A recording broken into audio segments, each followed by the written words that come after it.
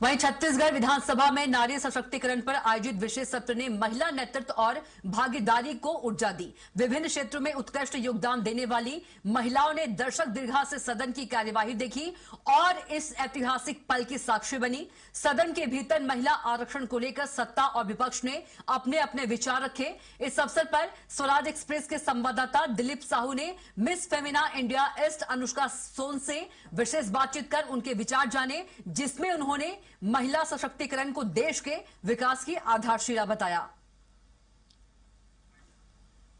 छत्तीसगढ़ विधानसभा में नारी सशक्तिकरण को लेकर एक विशेष सत्र का आयोजन किया गया है। इसमें प्रदेश भर की जनप्रतिनिधि महिलाओं को भी आमंत्रित किया गया है। नगर निगम, जनपद पंचायत, पार्षद, सांसद सहित सभी प्रकार की महिलाएं यहां पहुंची हुई है और कई सामाजिक कार्यकर्ताएं भी पहुंची हुई है। इसी कड़ी में Femina Miss India East Anushka Son ji भी यहाँ आई हुई है। हम इनसे चर्चा करेंगे, जानेंगे कि आखिर ये जो विधानसभा की कार्रवाई आपको देखने का अवसर मिला, किस तरह की चीजें महसूस की हैं?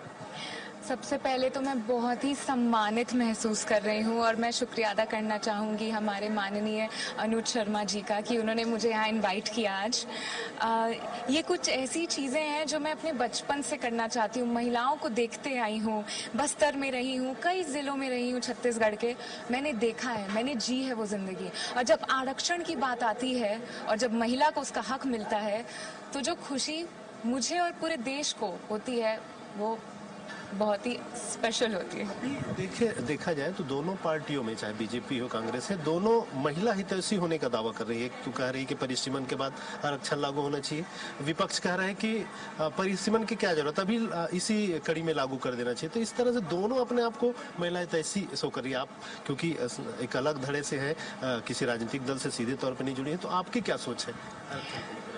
मेरी ये सोच है कि महिलाओं का हक है और उनको उनका हक मिलना चाहिए। अभी लागू होना चाहिए। इसी जितनी सीटें हैं अभी, जैसे विधानसभा, छत्तीसगढ़ विधानसभा की बात करें, यहाँ 90 सीटें हैं, तो इसी में लागू हो जाना चाहिए। एक तिहाई यानी 30 सीट इनके लिए आरक्षित कर देना चाहिए कि बढ़ने के बाद, सीट बढ़ने के बाद लागू होना चाहिए।